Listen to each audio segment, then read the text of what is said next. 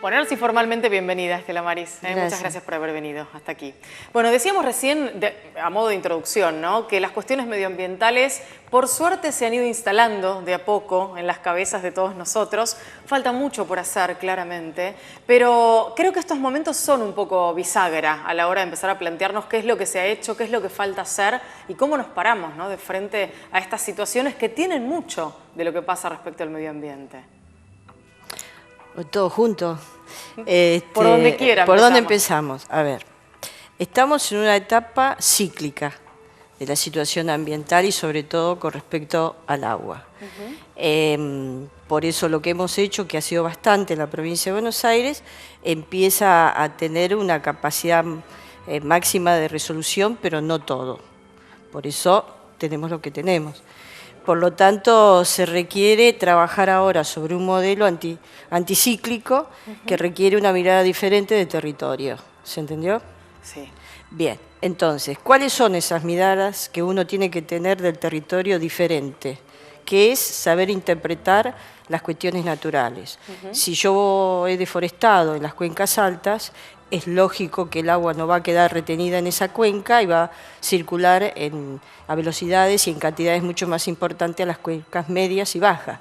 Si yo obstruyo la cuenca media y intermedia hacia la baja con los lugares que han sido generalmente los valles de expansión y de inundación de los cursos naturales de las aguas, en el exceso como estamos viviendo hoy, ese exceso va a ir a lo que eran los humedales, pero si los humedales los ocupo con barrios cerrados o ciudades, el agua va a intentar ir por otros lados en las cuencas medias.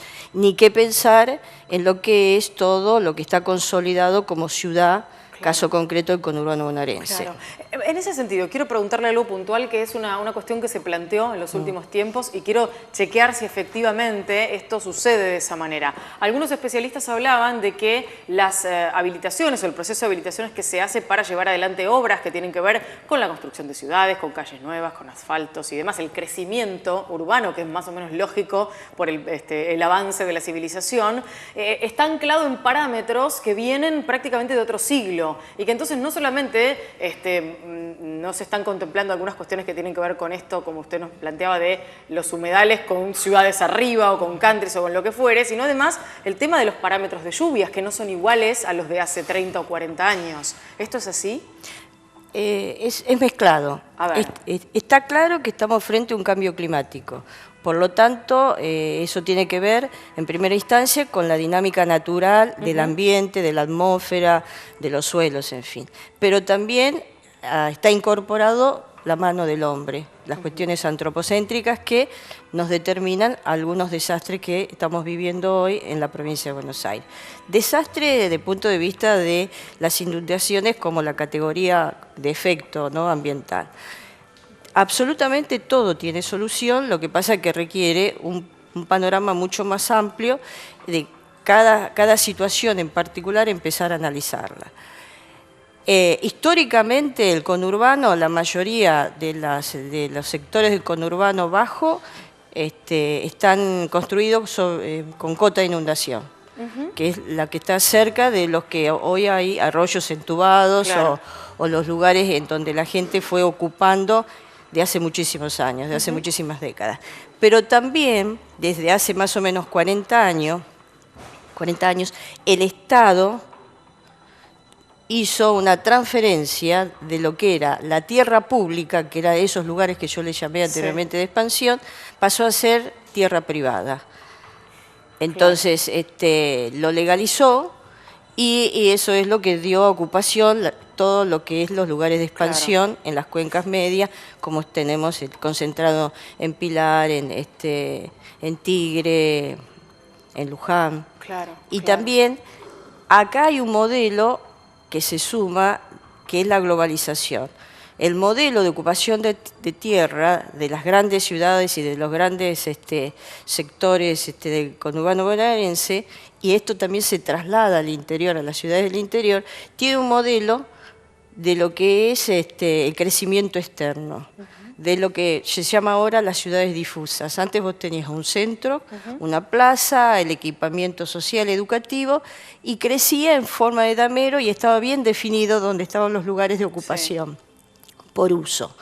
Hoy no, es muy disperso y por eso se llaman ciudades difusas y está todo muy mezclado, lo que ha llevado a que no se tenga una planificación estratégica bien definida del uso y de las construcciones. Claro. A esto se suma el criterio de tener una ciudad incorporada, cerrada, en una zona rural, con el objetivo del ambiente.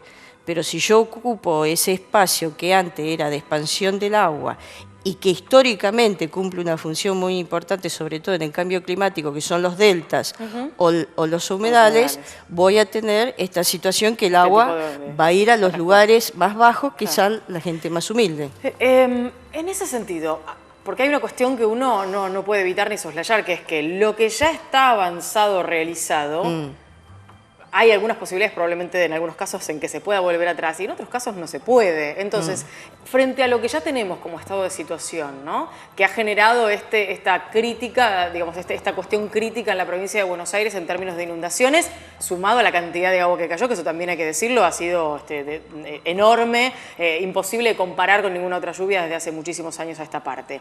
Digo, ¿cómo se hace para empezar a trabajar en función de una programación o una proyección global, entendiendo que hay cosas que no se pueden volver atrás? Digo, el avance de ciertas ciudades o de cierto estado de urbanización probablemente no se pueda volver atrás. Primero, históricamente a nosotros nos plantearon que las soluciones eran soluciones hidráulicas, que eran por sacar el agua por pendiente o por escurrimiento de los lugares más altos a los lugares más bajos. Eso es válido cuando tenemos pendientes extremas, pero nuestra provincia de Buenos Aires es una llanura muy extensa, con mínimas pendientes, lo cual ese modelo de escurrimiento solamente es válido para los grandes excesos. Entonces, lo que uno tiene que empezar a plantear es cómo interpreta ese territorio y esa agua que está circulando, no solamente de las cuestiones hidráulicas, sino de la hidrología. Bien. ¿Y qué es la hidrología? Es la interpretación de esa agua que está sobre la tierra, pero con todos sus aspectos, con la geografía física, cómo circula, las características de circulación, el clima. Y ahí nos vamos a encontrar que en planicies tan extremas como la nuestra, que ya está ocupada, como las grandes ciudades. Entonces ahí los estudios tienen que ser de la hidrología urbana. Y la hidrología rural tiene que ver cuando son cuencas que no están tan ocupadas o están ocupadas muy focalizadamente. Y entonces ahí tenemos que ver lo que dice la ley del ambiente, que es la dinámica de los ecosistemas. La dinámica de los ecosistemas, ¿qué es un ecosistema? Tiene una entrada y una salida y eso es un conjunto de un espacio donde interviene las energías. ¿Qué energía interviene? La primera que entra. Nosotros somos un sistema planetario dependiendo del Sol. La energía que entra primero es la del Sol, la irradia, que nos da vida a todos nosotros. Podemos respirar y da vida a la naturaleza. Y a su vez interactúa también internamente el suelo. ¿Y qué sale? Sale hacia el gas una energía y sale también agua y sale cuestiones relacionadas con la tierra.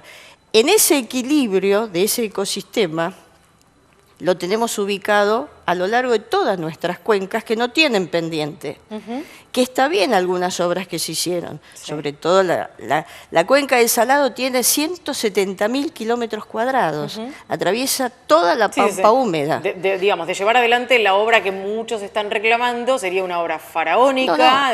La obra del Salado ya está hecha y está hecha en un alto porcentaje. Claro, pero por eso digo, no está completa, no está completa, pero hay que empezar a estudiar lo anticíclico. Se tiene que terminar, pero también hay que pensar cómo en llanuras tan extremas yo empiezo a ocuparme de las cuestiones ambientales desde otra mirada más natural. En ese sentido, a ver, la cuenca del Salado tiene todo un trabajo realizado que se comenzó a hacer hace bastantes años atrás. Usted me dirá cuántos, pero deben ser unos 15 más o menos. 15 o digo, 20. De 15 años hasta hoy, algunas cuestiones medioambientales han cambiado y probablemente también el avance de algunos sectores urbanizados en gran parte de esa cuenca. Con lo cual digo, ¿no es de alguna manera como correr detrás de las circunstancias el hecho de las obras que se van realizando? Bueno, eso hoy es inevitable, no debería ser así, porque lo que significa es cambiar el paradigma de interpretación. Claro. Yo no puedo solucionar el conflicto usando el mismo pensamiento que originó el conflicto. Einstein lo dijo, no lo digo yo. Entonces,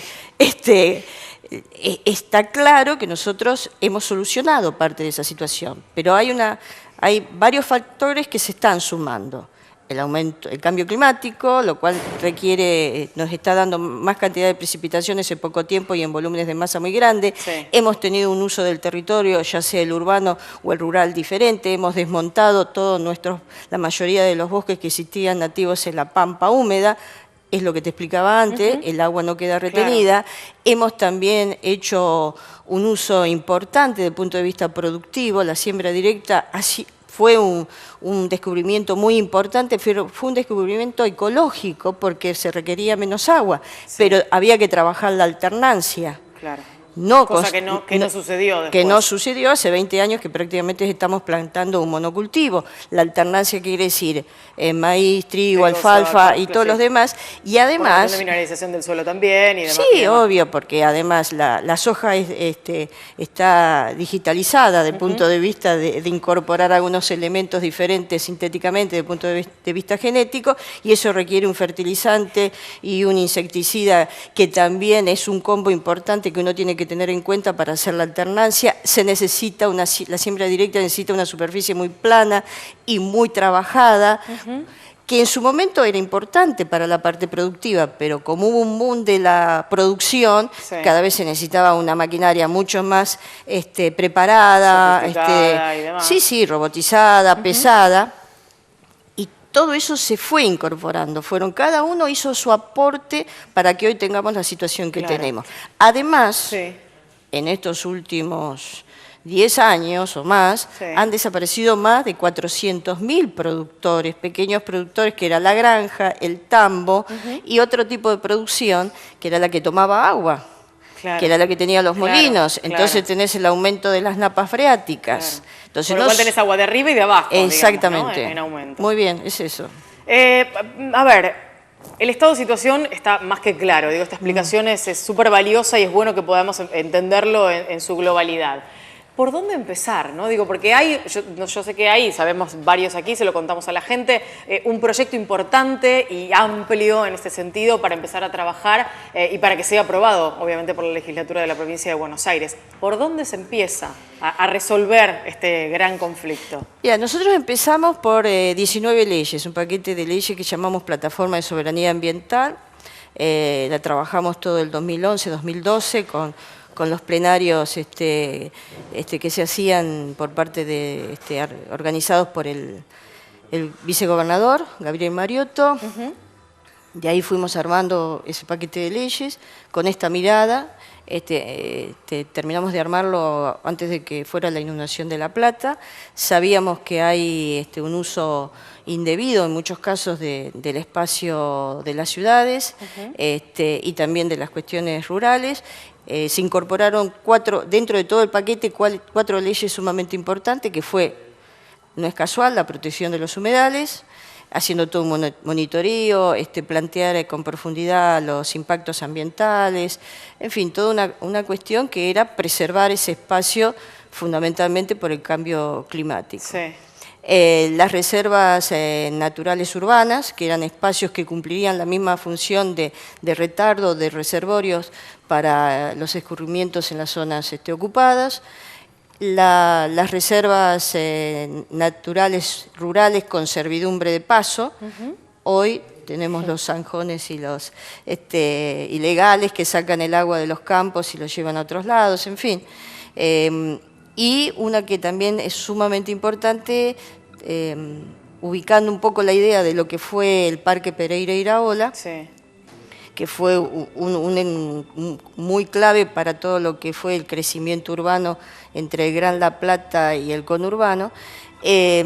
Consideramos que era importante crear lo que se llama fuelle de fuelle periurbano con conectividad biológica, parece que fuera muy difícil, sí, pero es todo la protección de las grandes ciudades como fuelle de expansión del campo, para que en esos espacios esté la granja, esté la producción tambera, esté bien. todo, y no la soja al borde de las claro, ciudades. Claro.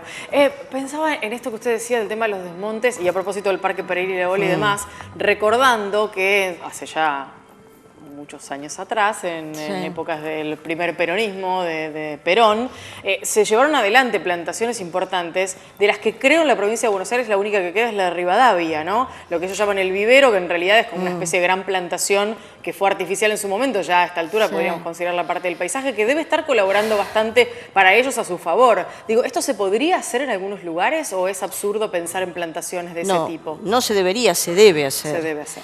Dentro de las 19 leyes está la creación de la Genoteca Provincial, que responde a ese criterio que vos estás planteando. A ver, estas leyes tuvieron de vuelta estado parlamentario porque Mariotto acaba de ingresarlas nuevamente. Sí. No la pudimos tratar porque el Frente Renovador, el radicalismo y la oposición y el PRO no permitieron su discusión en comisiones. Justamente hoy las zonas cuyos representantes tenemos son las zonas más afectadas.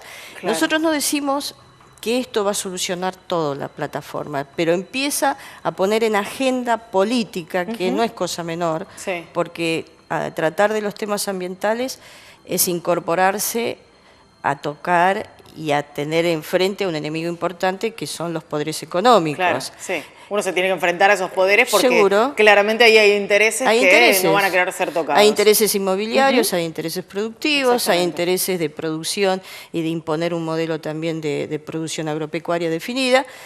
Y bueno, y la plataforma plantea todas estas cuestiones, plantea el uso de agroquímicos, el manejo, plantea, dentro de otras leyes, todo, bueno, las 4 que te nombré, la genoteca, la alerta temprano a través de una red de estaciones meteorológicas, pero no nos...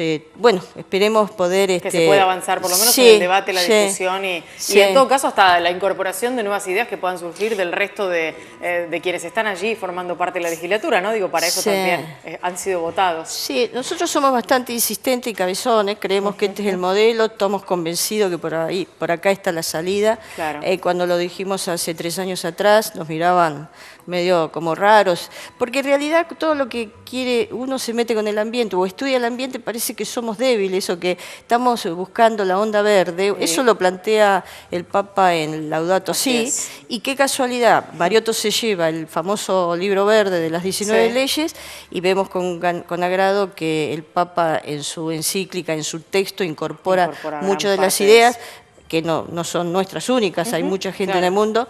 Y tampoco nos hemos quedado quietos y acabamos de presentar 15 leyes nuevas que las llamamos de producción soberana, que apunta a esto que te dije, la forestación, el tema de la producción agropecuaria a pequeña escala familiar y mediana escala, con incorporación de innovación tecnológica, los parques agrarios, y a una que para nosotros es el cierre de todo esto, que es el derecho a la ciudad. Fabuloso. Ojalá se pueda, por lo menos, empezar a debatir todo esto. Pensaba también que de alguna manera gran parte de ese paquete de leyes van a servir para algo que nos venimos reclamando de alguna forma, que es cierta previsibilidad para determinadas situaciones, ¿no? Digo, también nos va a permitir en el estudio global del estado de situación, de lo cíclico del medio ambiente, de que cada una de las cosas estén organizadas de una manera mucho más natural y más amable para el medio ambiente, empezar a poder ser un poco más previsibles a la hora de estos fenómenos que en materia de lluvias, todo parece indicar, así lo dicen los científicos, van a ocurrir cada vez con mayor asiduidad, ¿no? Lamentablemente.